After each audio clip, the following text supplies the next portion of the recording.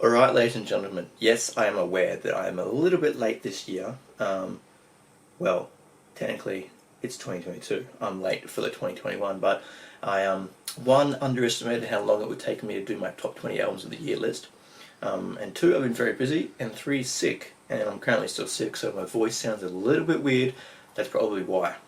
So yeah, I've been sick. But finally, the top 20 list, top 20 albums of 2021 is done, and we're just going to jump in. And so I will give you some context and some background to about how I rank the albums, basically. But if you're not interested in that, so if you want to just get straight into the top 20 ranking, I will put a timestamp button in the description below that you can click and it'll just take you straight to the top 20. So if you're not interested in any of the background theory, context of how I rank the albums and everything from a musician and musicologist perspective, just go click that timestamp. It'll take you straight to the top 20 ranking. Alright, so if you are interested and you're still here, thank you. Basically, what I do with my top 20, especially the last few years, is I wait till the end of the year and I basically go through and listen to every single album in full, and then I rank them. But you know, so obviously, like when I'm putting albums into my library or my playlists, generally throughout the year they got to be pretty good to make it into those. So I could have anywhere between say 30 to 50 albums to rank at the end of the year, and so I go through and I rank them. So I listen to the album in full and I rank them, but you know, I base it on 9 musical criteria, and because you know the way I've been brought up in my studies. So I studied musicology in highest like 2 to 3 years, and so basically musicology is like the study of songwriting. You can think of it like that.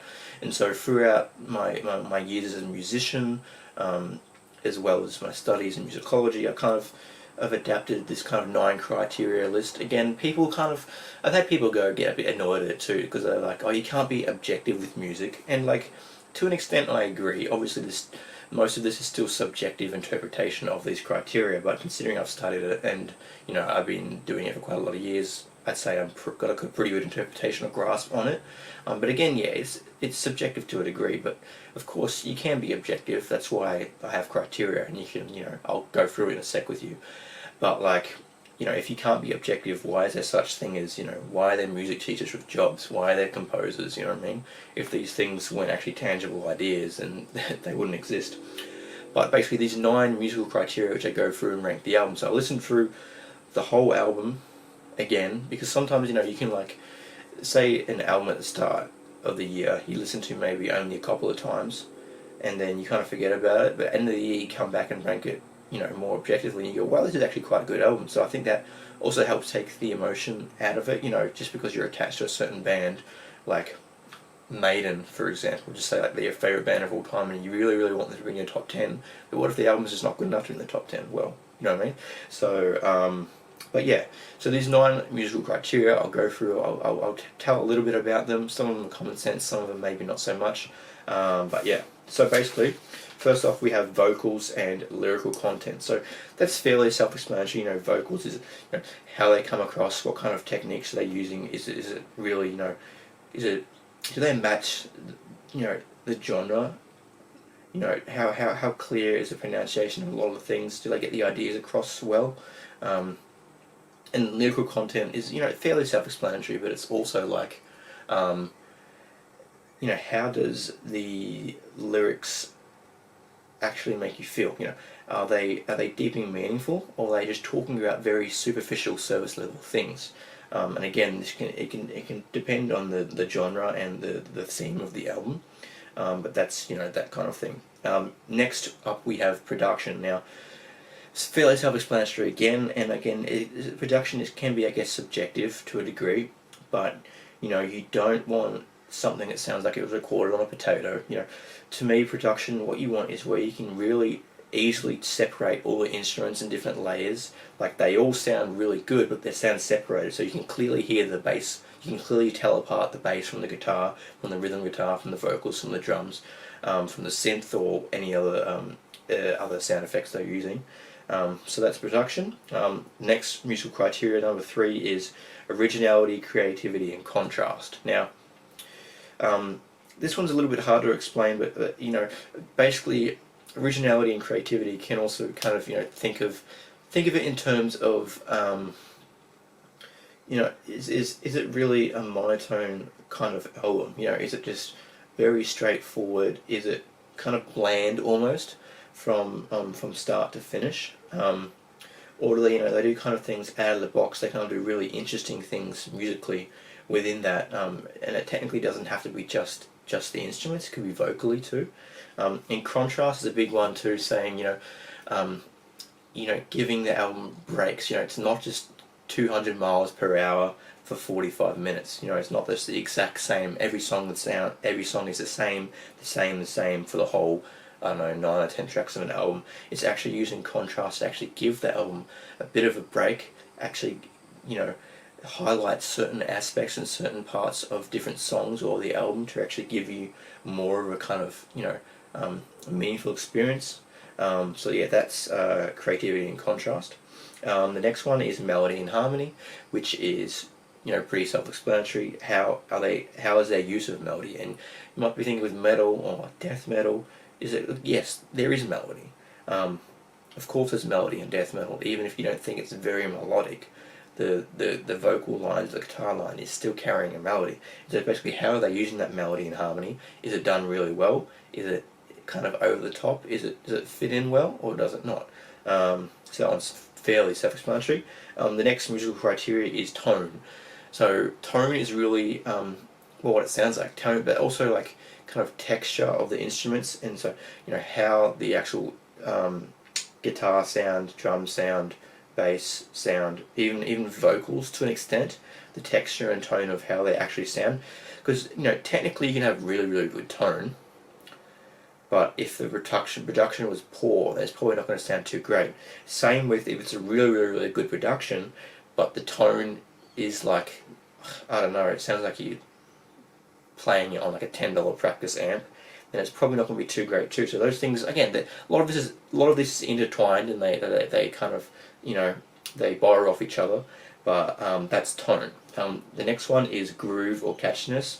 Also fairly self-explanatory, but how is their use of groove in terms of songwriting, as well as just general catchiness. You know what I mean? Like, it's not too much stuff where it's very hard to grasp your head around the riffs and the ideas. You want a happy medium kind of, but also how is their use of groove? Because I think it's very important in terms of actually catching a listener's attention, and also just something you want to bang. It's metal and rock, right? You want to be able to bang your head. I think groove is very important. The next one is structure and songwriting. So this is also structure of how the songs are structured in terms of like intro, chorus, in terms of also just how things are written out, how they are laid upon the songs, layers. Again, songwriting deeper into what are the guitars doing at this point in time. Yeah, that's kind of it's a little bit complicated, but structure and songwriting is a separate one. The second last one is instrumentation. So this also plays into how well they're using the instruments. Are they actually putting emotion into their playing? There's not just like a 7-year-old Asian girl on YouTube playing piano. You know what I mean? Like, it's not just vocal learning guitar. There's actual emotion. There's actual feeling put into the playing, as well as solo sections. How well is the solo section actually fit the song, and just how well is the instrumentation in general.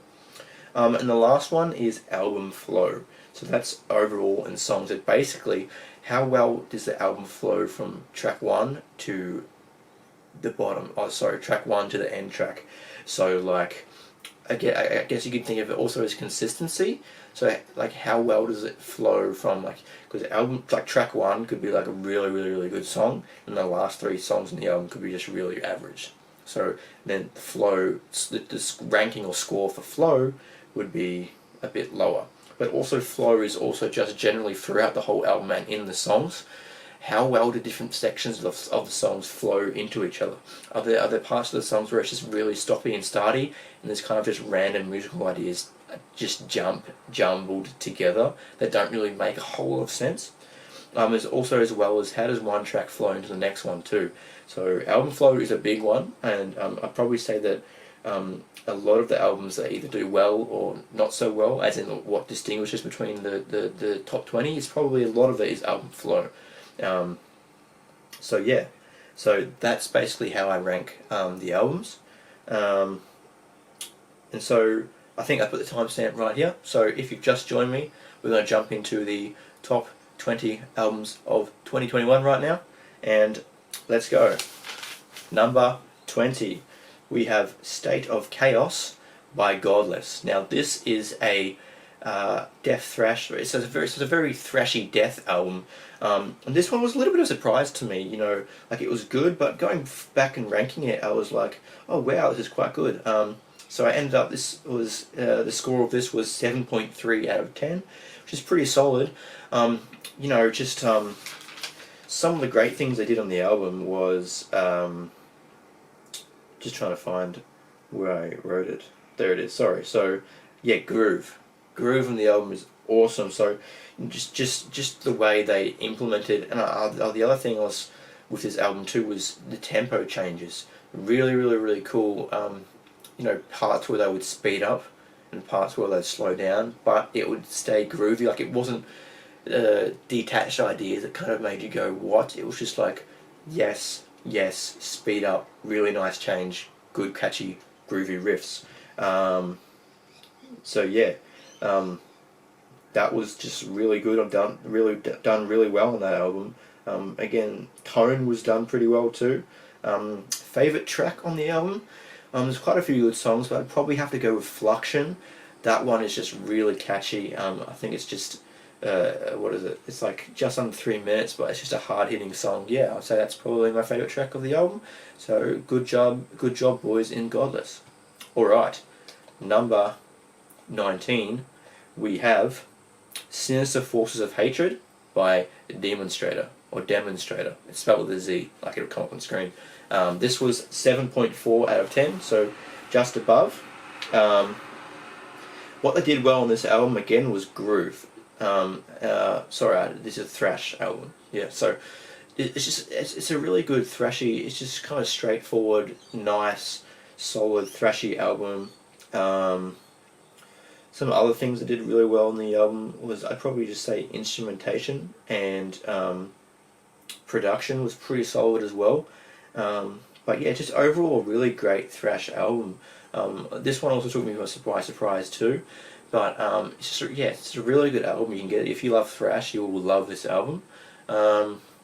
So yeah, that's number 19. Okay, number 18 is A Dream of Wilderness by AFFINIMA. This was also 7.4 out of 10. Some of the best things they did on the album obviously was their use of melody. Now of course you would expect this being a melodic death album, but I find some melodic death albums can kind of go over the top, or while being melodic they don't technically use it well. But AFFINIMA, sorry, they always do it really well. The other thing was actually, let me see, groove actually was really good. I think that's one thing they improved on from the last album. I probably would put their previous album slightly above this one, but I think the groove on the album was quite unexpected, where they would, you know, some parts where it would just go real ham, real heavy and real groovy, and then next up flow quite well into more of a melodic section. That was probably the highlight of A Dream of Wilderness for me. Favourite song on the album? Probably Panta Ray, honestly. Roots and Leaves, obviously another quite good song. Yeah, probably Roots and Leaves or Panta Ray. Those are my favourite tracks on the album. Alright, let's moving on to number 17 on the list, and this was No Sign of Life by Unleashed. This is a death metal album, and I ranked this 7.45 out of 10. Yeah, another solid album from the Unleashed boys. probably the best thing they did on this was instrumentation. Honestly, there and the use of melody and harmony as well within the instrumentation themselves. The solos, honestly, what I love about this album the most is the solo sections. Man, the solos on this album are like, really, really, really good. I think I gave like 8.5 out of 10 for the instrumentation. Like the solos were just so good. They just flow really well. Also, lyrical content on this album is really good. Some people might not agree with me, but it's it's almost not really a concept album, but it's basically a 3-series album. So it's basically based on a story or a concept. And so I think the album actually as a storyteller or a storytelling piece of work actually works really well. So yeah, that was some of my favorite things, best things on the album. Favorite track, I would probably have to say The Highest Ideal, purely because of the lyrics and the chorus. It just has an awesome chorus. Song about Odin, just love it. Yeah, really pretty solid album overall. Okay, moving on to number 16, and in number 16 came Coffinized by The Absence. I think I have to turn the page for this one. So this was a melodic death album they have a few albums out, and I ranked this, 7.6 out of 10.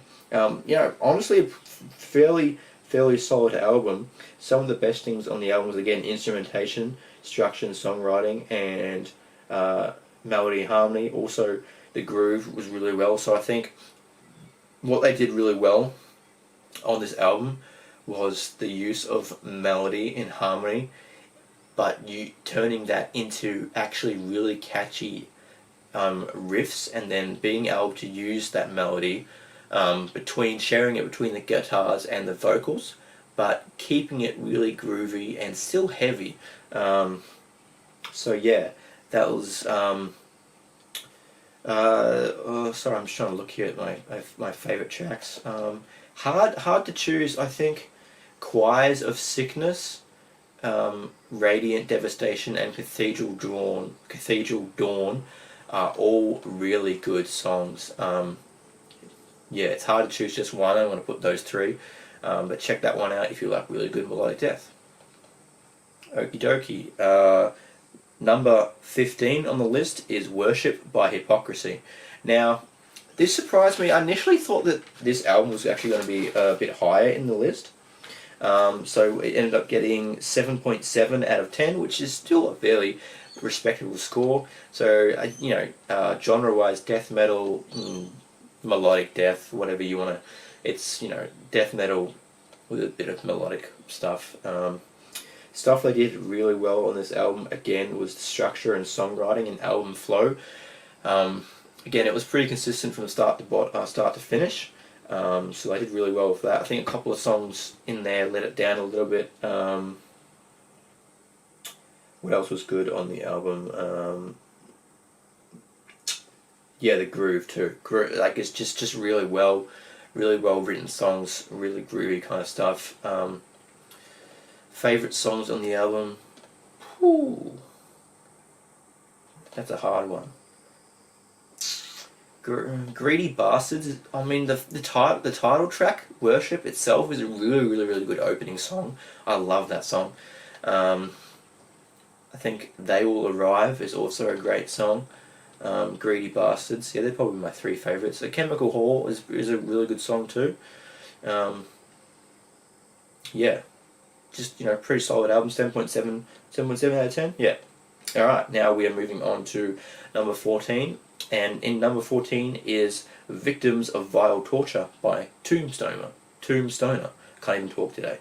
Probably should have just waited until I wasn't sick of this video, but it's been late enough. So this is death metal, really great death metal, and they got 7.9 out of 10. So really good album. Some of the really great things they did on this album. Trying to find it because I have just so many. Can I even find it? Oh, there it is. Yeah. Sorry, Groove. Like this album's almost kind of like death metal with hardcore influences almost. So obviously you can tell groove was done really well. But sometimes death metal doesn't use groove really well, and that can let it down. But this album is just, it's just groovy for days. Another thing that did really well was structure and songwriting.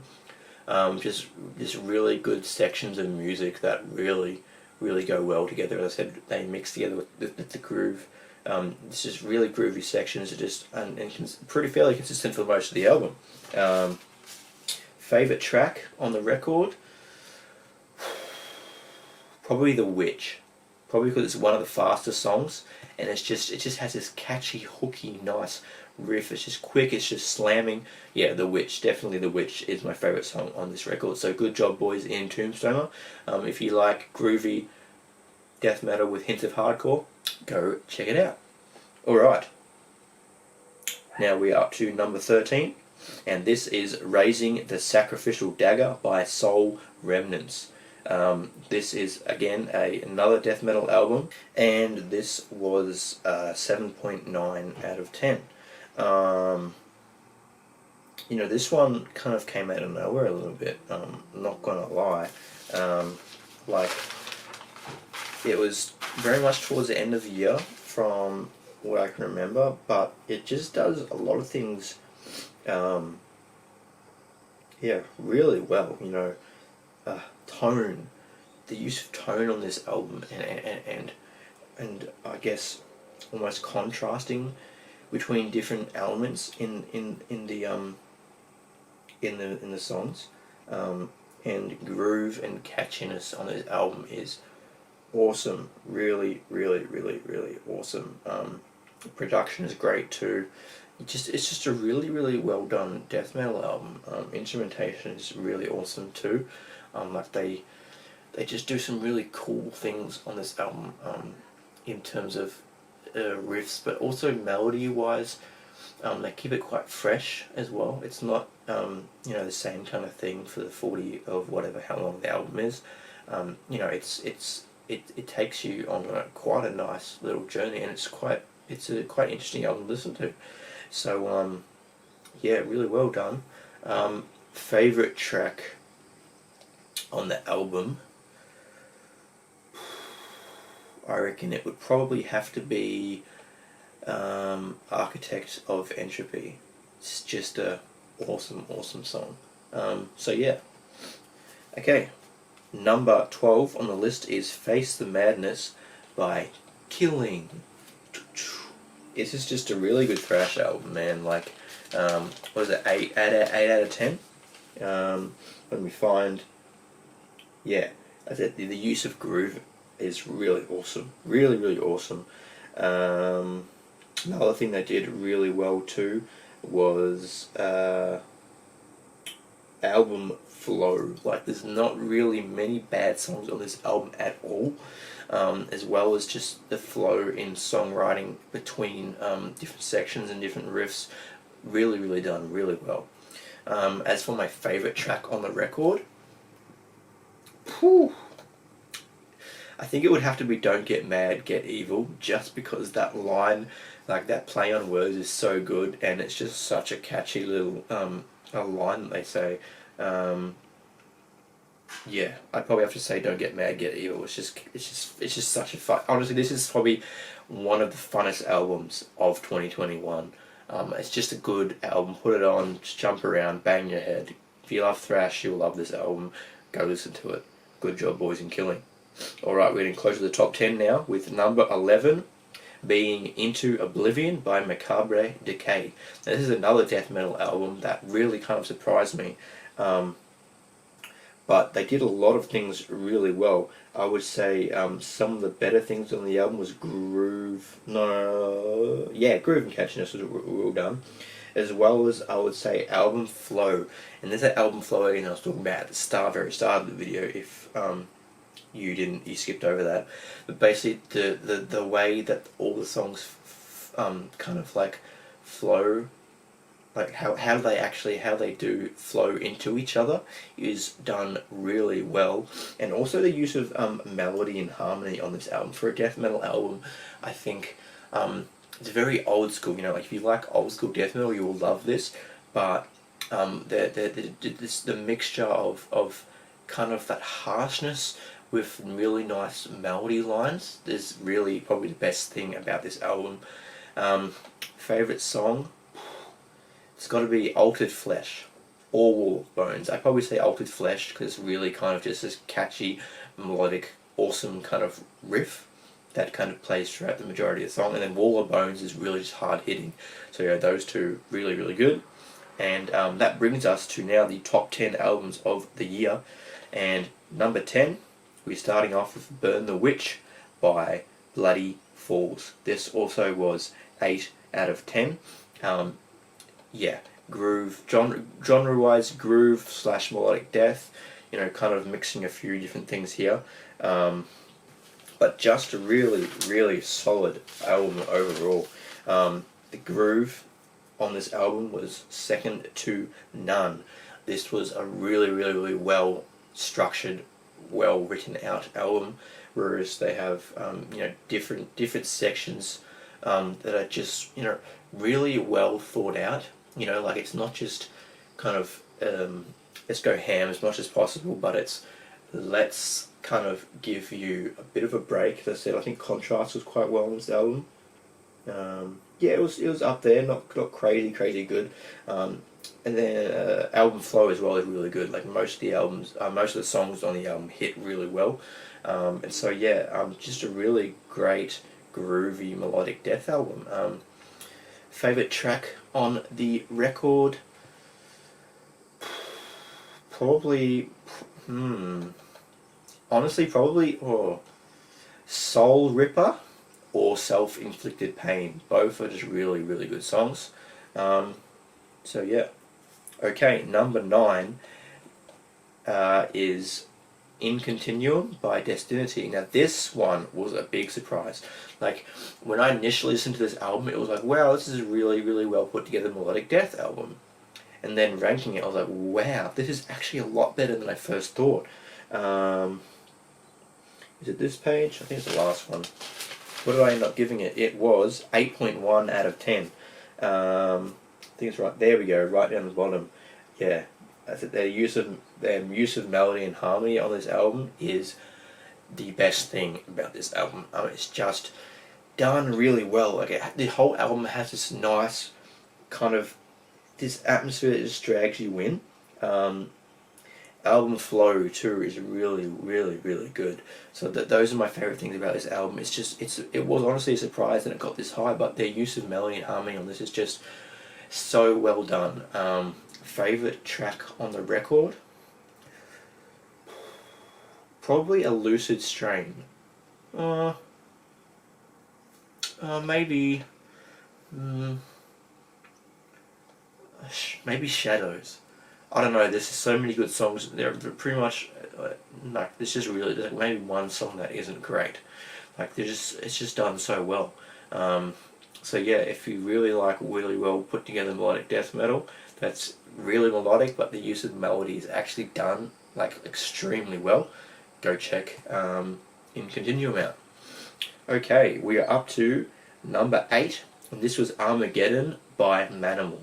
Now this is a power / thrash / heavy metal. I say thrash because it has some faster elements in it for sure. Probably power / heavy metal is the main two kind of themes on it. But this album, man, it was also unexpectedly better than I thought it would be. I'd probably have to say the production, the use of melody and harmony, and tone on this album is superb. I just love how everything is quite raw and in your face, but it's that everything's separated and it's clear and it's crisp. Your production and tone is just really good, really catchy kind of riffs. Honestly, just a great album overall. And I said it was 8.1, didn't I? But favorite track on the record? Probably either Burn in Hell or Chains of Fury. Maybe Forge in Metal too. Those are the 3 really great songs in the album that are just killer songs. But yeah, really good album if you're into that. Also, I think I have to mention the vocal. I think another really one of the best things about this album is the vocal range. Like, oh, he gets up those notes, but he hits them really well, and it really fits in with the riffage. That's what I mean. Like the songwriting is just great too. Yeah, just overall really really good album, and it's what you expect for number 8 of the year. And moving on to number 7, we have Damnation by Blazing Stone. Now this is a heavy metal, really. It's, I guess you could say, pirate themed heavy metal, but not all of it. Kind of, it doesn't really all touch on pirates, but some of it does have hints of those kind of themes in it. This was it was 8.2 out of 10. So yeah, another really really solid album. Let me try and find where it is. Oh, there we go. So, album flow was probably, was it the highest thing I ranked? Yeah, it's just, I think the best thing about this album was really the instrumentation and flow of the album. I know the main writer for Blazing Stone, who's been the creator for many years, he brought in a few new musicians. I think this really gave extra life into the album.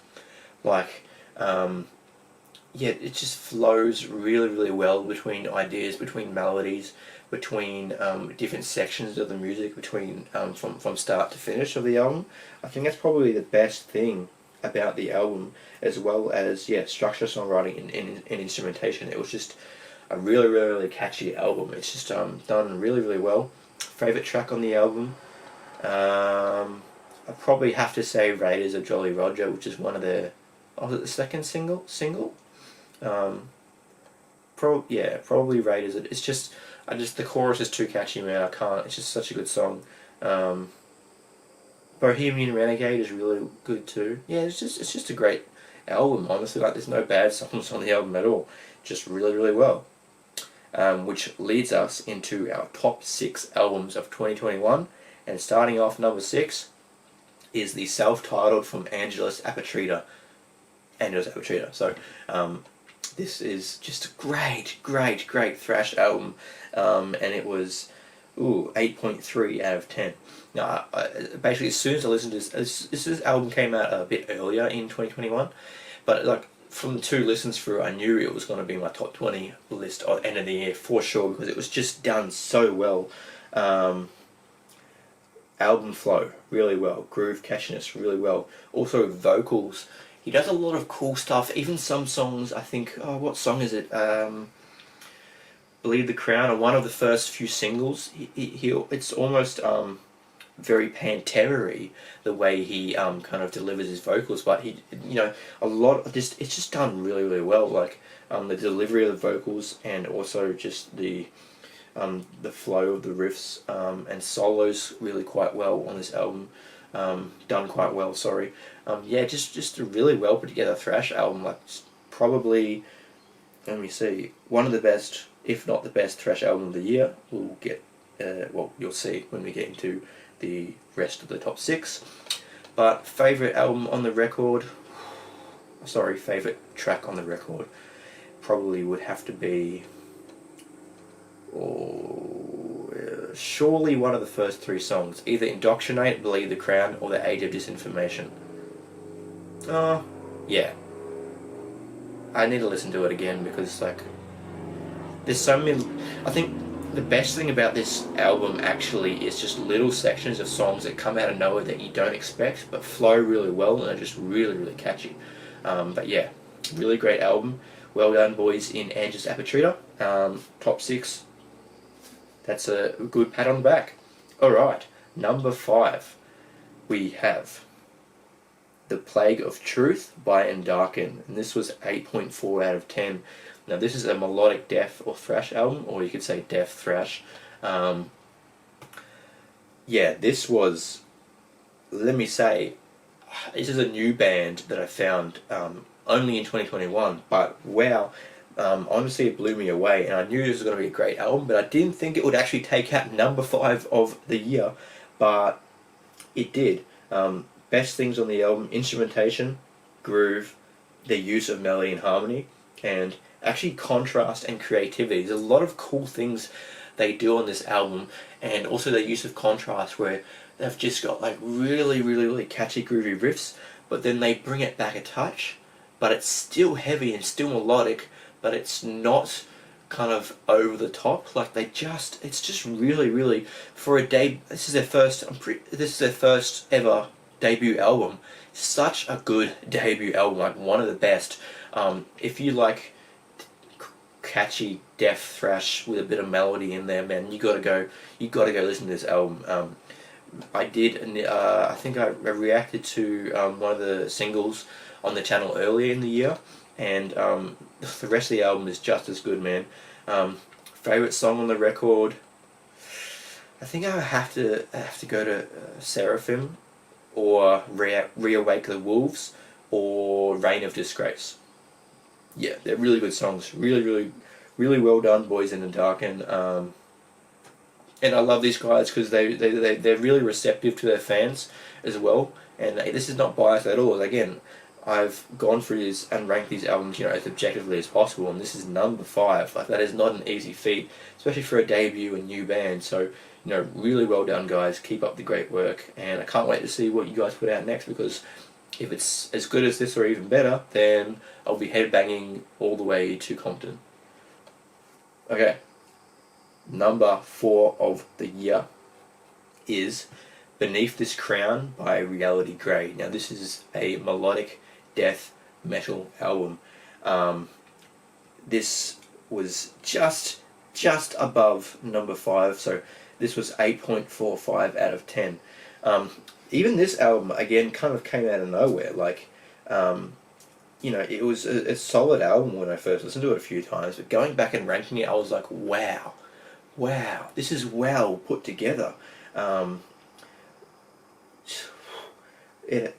Okay, tone, just in your face, raw, really just concise, really well done.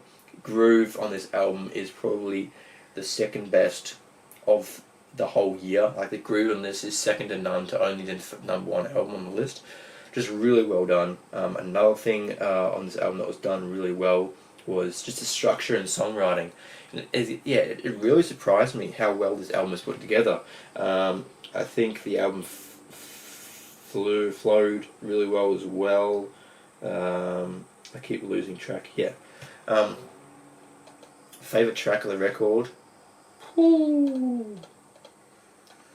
Oh man, probably Power Blast. I just remember this is just a riff in it. It's just woo, makes you want to like sit down, just take a break, because it's like, whoa, in your face. But again, what this album does really well is it's not too in your face. Like, it is, but it also brings it back. So it's not in your face for the whole 50 minutes of the album. It's like just done real well.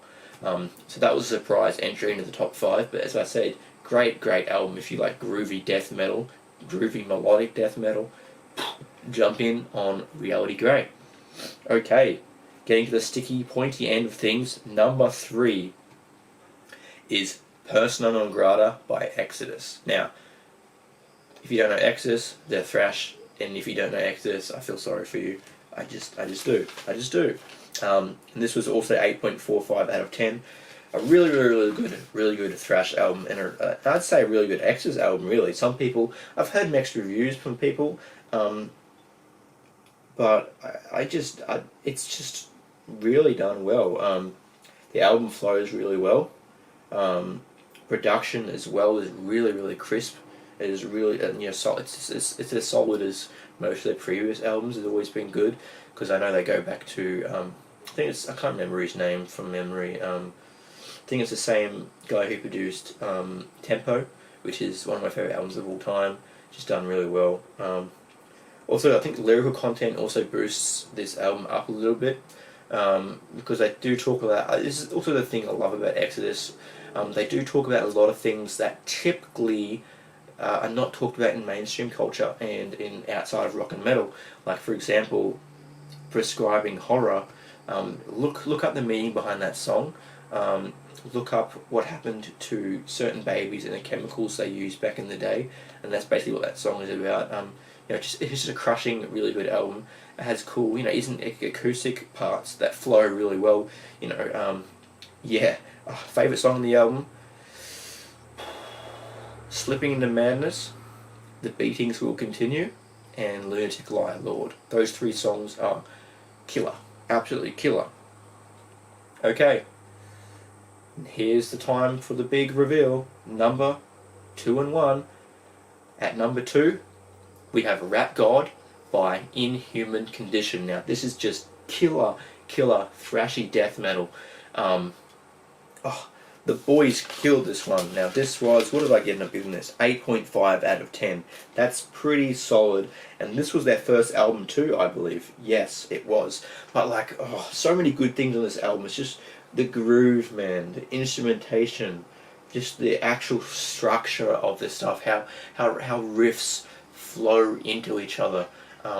It's just a great headbanging record.